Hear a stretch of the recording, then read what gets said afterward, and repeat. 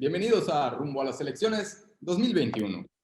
El día de hoy tengo el gusto de contar, como todos los jueves, pero por Zoom, con dos expertos analistas políticos y reconocidos periodistas. Armando Escalante Morales, buenas noches, ¿cómo estás? Muchas gracias, Toño. Saludamos a nuestro auditorio de Comunique Channel. Gracias, Armando. Y de igual manera a Héctor López Ceballos, ¿cómo estás? Bienvenido. ¿Qué tal? ¿Qué tal? Buenas noches. Tenía yo un problema con el audio, no escuchaba, pero todo muy bien. Muchas gracias por la invitación y un gusto estar de nueva cuenta con ustedes. Gracias Héctor, gracias a los dos. Y bueno, señores, este es un programa de análisis electoral. Casi por obligación tenemos que tocar el tema del debate de ayer. Pero no puedo comenzar sin antes preguntarles por lo que está pasando con el gobernador de Tamaulipas, el panista Francisco Javier García Cabeza de Vaca.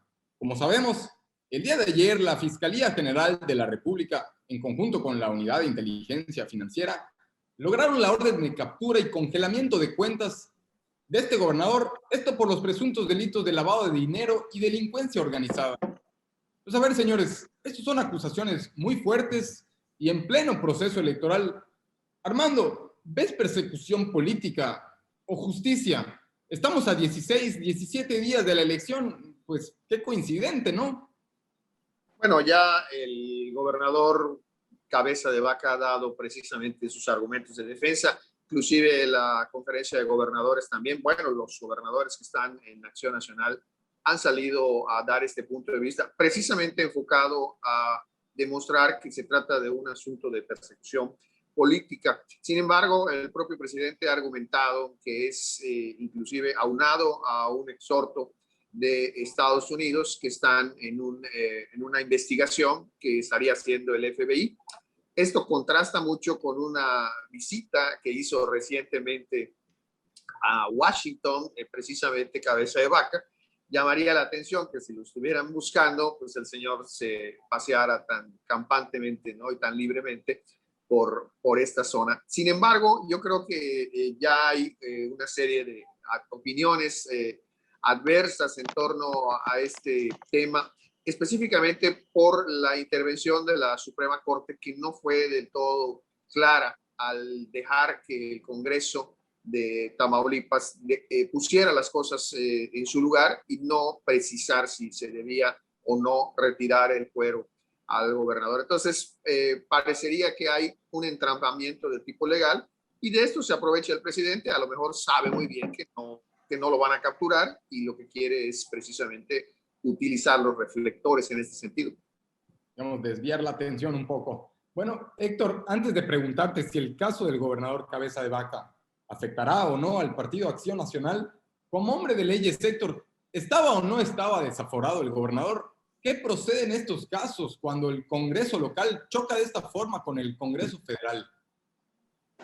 Bueno, para empezar, hay que decir que estos son casos extraordinarios que no están muy claros en la Constitución. De hecho, solamente es el segundo jefe de Estado, por así decirlo, de una entidad federativa que es desaforado. La vez pasada fue en el lejano 2005 con Andrés Manuel López Obrador, que muchos lo quieren utilizar como analogía. Sin embargo, hay una diferencia y es que en ese tiempo el Distrito Federal tenía una situación especial dentro de la Constitución, no era considerada una entidad federativa como tal, y por eso el jefe de gobierno estaba íntimamente ligado incluso con el nivel federal. De hecho, el presidente de la República era quien tenía muchas atribuciones dentro de la Ciudad de México, y por eso no es comparable el caso. En la situación de Cabeza de Vaca, a mí me parece que es muy clara la Constitución. Hay una distinción entre el desafuero o el juicio político, más formalmente hablando, de los servidores públicos federales y de los servidores públicos de las entidades federativas. Si no hubiese querido hacer esta distinción la Constitución, si no hubiese querido que los congresos locales tuvieran la facultad de decidir si retirar o mantener el fuero de sus gobernadores, simplemente no estaría escrito y sería el mismo proceso para todos y cada uno de los servidores públicos, independientemente de si son locales o si son federales. Pero en este caso, me parece que es muy clara la Constitución en decir que es el Congreso, en este caso de Tamaulipas, quien tuvo que haber decidido si mantenía o no el fuero, decidió que sí, el ministro de la Corte que conoció o que pretendía conocer de esta controversia constitucional y que al final fue desechada, pues también dijo que en cierta manera Cabeza de Vaca sí mantiene el fuero constitucional y que hasta después, cuando termine su periodo, podrá ser juzgado. Lo que está sucediendo me parece grave, preocupante y un atropello a todas luces a los principios de la República y del federalismo. De acuerdo, Héctor. Armando, bueno, más allá de si resultase el gobernador culpable de estos graves delitos o que la fiscalía tuviese honor la razón en procesarlo, ¿no sienta un precedente, ya decía Héctor, peligroso el hecho de ordenar la captura de un gobernador aun cuando el Poder Judicial no hubiese resuelto si el gobernador tenía fuero o no? Sí, claro, indudablemente de eso se ha valido precisamente la defensa del señor Cabeza de Vaca, que más allá de si tiene o no tiene razón alguna de las partes, pues pusieron en aprietos también a la propia secretaria de Gobernación, Olga Sánchez Cordero, cuando tuvo que salir a opinar ante los medios y desde luego ponerse del lado de la presidencia y decir que el gobernador ya no tiene fuero, pero tener que irse contra la corte, ¿no? Llamó la atención, toda vez que ella es ex ministra, es una ministra de la corte en retiro, sí, pero no deja de tener toda la validez, su opinión, cuando ella dice que le faltó a la corte precisar y aclarar, o sea, no hubo un trabajo, dijo ella, más amplio que a ella le hubiera gustado que quedara en claro si tiene o no tiene fuero.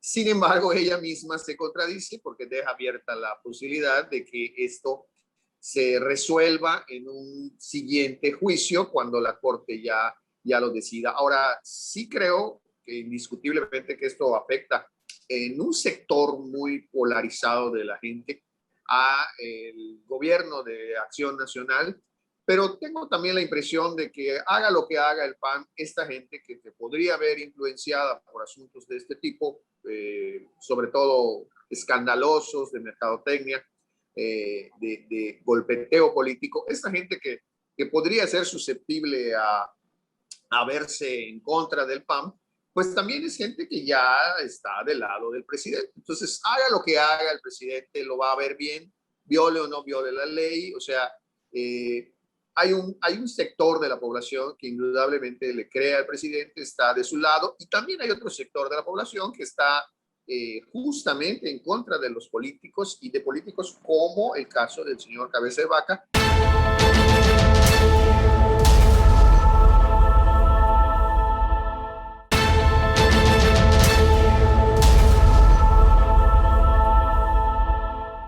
Que son acusados de enriquecimiento, aunque él salga con todos sus libros y sus facturas y sus estados de cuenta a intentar demostrar. No olvidemos que en este país también se castiga la riqueza, ¿no? El que alguien tenga posibilidades. El señor Cabeza de Vaca ha demostrado que sus propiedades vienen de operaciones familiares, ha confirmado que pagó los impuestos y aún así se sigue publicando mucha información en contra. Gracias, Armando. Bueno, Héctor, así como criticamos al gobernador panista Cabeza de Vaca, ¿qué decir de las obras y construcciones públicas de los gobiernos de la 4T? Te lo pregunto estrictamente por el lamentable incidente del metro en la Ciudad de México.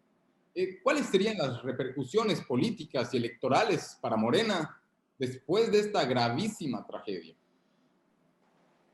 Bueno, el mismo presidente de la República en su mañanera del día de ayer comentaba que la Ciudad de México, donde ocurrió esta lamentable tragedia, es de los lugares, si no la entidad federativa, donde más funcionan, según él, estas campañas en su contra y en contra de Morena. Y a mi juicio yo creo que va a ser uno de los lugares donde más va a verse afectado en la Asamblea del Distrito Federal, de la Ciudad de México, perdón, ahora. Donde más se va a ver afectado el partido oficialista y seguramente sí va a tener afectación directa también en la composición de la Cámara de Diputados. Sin embargo, como ya lo había manifestado en otras ocasiones, no creo que pierda la mayoría simple. Tal vez la mayoría absoluta, la que se requiere para realizar reformas constitucionales, esa no la va a obtener, no la va a mantener y va a tener que negociar y pues trabar acuerdos con pues, los partidos que son aliados de Morena actualmente, pero va a tener una mayoría simple que de todas maneras es bastante favorable para el proyecto del presidente, ya que le permite, entre otras cosas, aprobar cualquier tipo de ley federal, ¿no? Que no necesita ni de la mayoría calificada, ni tampoco de el respaldo de los congresos locales, ¿no? Basta con el partido en el poder. Sin embargo, sí creo que va a haber una afectación en las urnas. No le va a ir a Morena tan bien como le fue en el 2018, pero es muy pronto y todavía no hay, no ha mellado en la credibilidad ni del presidente ni del partido, que siguen gozando de una amplia reputación y aprobación por parte de los ciudadanos. No les va a alcanzar para poder revertir el poder que tiene Morena en estos momentos. Gracias, Héctor. Y bueno, Armando, me acuerdo que hace 6 meses las encuestas, aproximadamente 6 meses, un año inclusive, las encuestas ya ponían a Morena como favorita para ganar 13, 14, hasta 15 gubernaturas. Bueno, definitivamente yo ya no estoy tan seguro de eso después del accidente del metro. ¿Cómo queda Morena? ¿Cómo queda la confianza de su electorado? Bueno, me parece que a pesar de todo, tener un gobierno como el que tiene López Obrador, con tantas incongruencias, con tantas informaciones que han salido en su contra, con tanta evidencia inclusive que lo pone en el banquillo de los acusados. No perdamos de vista que han surgido una gran cantidad de acusaciones contra parientes del presidente, contra sus colaboradores, contra gente totalmente cercana, y también han surgido acusaciones contra el propio presidente. Todo esto lo desgasta definitivamente, o sea, el poder desgasta. Mientras más tiempo pase el presidente, yo diría cada mañana frente a las cámaras, más pierde territorio, más pierde terreno. Es muy fácil notarlo, es cosa de entrar a las redes sociales de la Presidencia de la República o la del mismo y comparar la audiencia de las mañaneras en los primeros meses de su primer año. Es más, todo el primer año lo podemos comparar contra estos últimos meses de pandemia, donde inclusive la gente pues, se ha quedado en casa, ¿no? Bueno, pues ha caído estrepitosamente la audiencia, tanto en YouTube como en Facebook, en las dos cuentas principales, la que viene siendo de López Obrador como presidente y en la cuenta de la Presidencia de la República. En todos los casos, ya son menos las personas que se sientan a ver este programa, que para mí es un programa donde el presidente hace publicidad de su gobierno y le sirve como espacio para atacar a sus oponentes. Ahora, todas estas acusaciones han derivado en que pierda simpatías. En los estados, los gobernadores también están operando para que sus candidatos sean los que vayan a triunfar. O sea, de esas 15 gubernaturas que tú señalas, que hasta hace un tiempo estaban todas en manos de Morena, hoy solamente le quedan menos de 10, quizás 9, son prácticamente seguras para el partido del presidente. Pero también no perdamos de vista que esto tiene mucho que ver con el desaseo que tuvo el partido Morena cuando seleccionó a los candidatos. O sea, la selección de candidatos no fue la mejor. Lo vemos en el caso específico, por ejemplo, de Mérida, donde las autoridades del propio partido, los dirigentes fundadores de Morena, se sintieron desplazados, se sintieron incluso... Que dentro de Morena estén enojados, ya era de preocuparse. Exactamente. Entonces, yo creo que buena parte es una ensalada de cosas del poder que se está desgastando.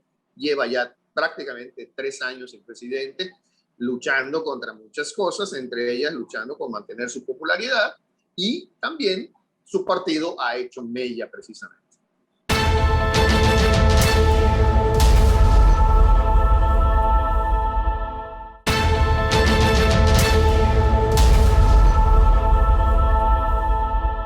Bueno, ahora sí, compañeros, entremos en materia local.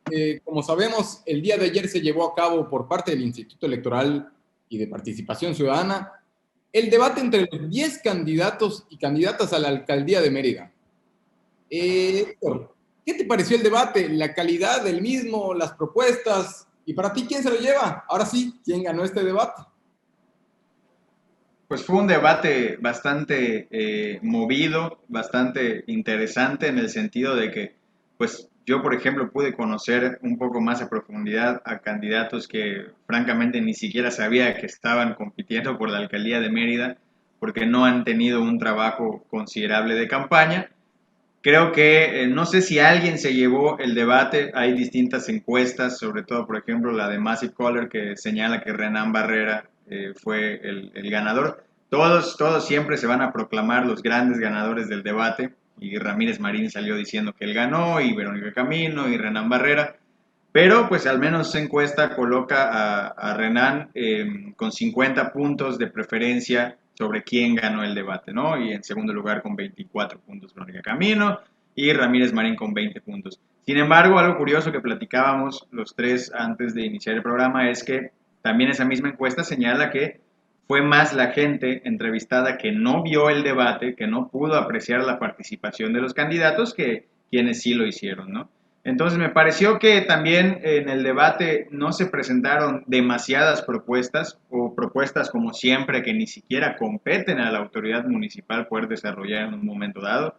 De repente había personas que seguían con la investidura de legisladores y no comprenden lo que es un puesto ejecutivo como el de presidente municipal. Pero pues creo que más que nada se concentraron en atacarse mutuamente, ¿no? En este momento, según las encuestas, el puntero es Renan Barrera, independientemente de las filias y fobias, eso es lo que marcan las encuestas. Y pues los candidatos, la mayor parte de ellos al menos, se dedicó a atacar a Renan Barrera. Renan Barrera también tuvo momentos en que contestó, como cuando le comentó tanto a Ramírez Marín como a Verónica Camino, que pues ellos deben estar enterados de la cuestión de las luminarias y el paso deprimido, dado que pues ellos formaban parte del PRI hasta hace algunos años. Bueno, el Ramírez Marín sí ha sido parte del PRI, Verónica Camino hasta hace unos 6 meses del Verde y hace 2 años del PRI, y ellos le reviran, ¿perdón? La reviró con Angélica Araujo. Con Angélica Araujo, y ellos le reviran diciéndole que pues efectivamente también el PAN está postulando a personas como Celia Rivas, la exdirectora del Registro Civil, que actualmente está en la planilla de regidores de Renan Barrera, una operadora priista que fue, por ejemplo, titular de la Fiscalía del Estado, y pues, Liborio Vidal, que también quería postularse con el PAN. En fin, creo que ninguno de los dos partidos, ni el PRI, ni el PAN, y también tampoco Morena, se salvan de este reciclaje o esta reutilización de candidatos que ya estuvieron en otros partidos. Pero fuera de eso, estuvo entretenido en tanto a los comentarios que se hacían, pero creo que nada de calidad o un aporte real para la ciudadanía. Gracias, Héctor. Armando, pues hubo un momento en el debate que parecían, pues ya lo decía Héctor, ¿no? Todos contra Renan. Pues por una parte, todo lo que propusiera el candidato era cuestionado de por qué no se hizo durante los 6 años que ya lleva como alcalde. Y por otra parte, Renan devolviéndoselas, reclamándoles a todos su falta de conocimiento de lo que es realmente el ayuntamiento. Dice que las propuestas de sus contrincantes no son serias ni viables.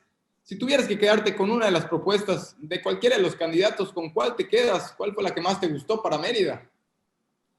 Bueno, Héctor, tiene toda la razón cuando menciona aquí que se juntaron prácticamente a hacer juicios que no tienen que ver precisamente con el ayuntamiento. Bueno, tú mismo también lo señalas, Toño. La verdad es que el ejercicio con 10 personas, el ejercicio del IEPAC es un ejercicio muy noble, muy bien intencionado, que no le agradó a algunos de los participantes en función de que no podían estar en un mismo auditorio, donde quizá tuvieran la oportunidad de expresar sus mejores artes histriónicas a la hora de ser oradores, ¿no?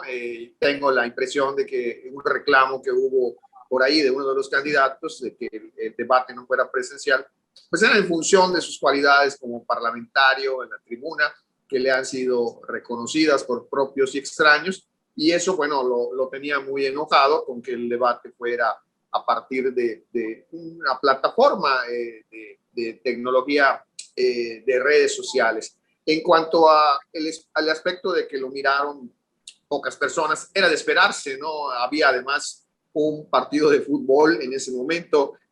Por supuesto, siguen manteniéndose una gran cantidad de series de televisión que la gente ve. La gente hoy ha volcado por completo a ver películas y series, también con las diversas plataformas que traen ya las Smart TVs, y pues ven poca televisión, por así decirlo, tanto local como de tipo político. Los noticieros han sucumbido, padecen incluso ese problema, el horario estelar de los noticieros de las 10:30 de la noche, pues prácticamente ya se volvió para empezar a dormir. O sea, los programas de análisis tienen muy poca audiencia, lamentablemente, cuando que son los que deberían de servirle a la sociedad para informarse.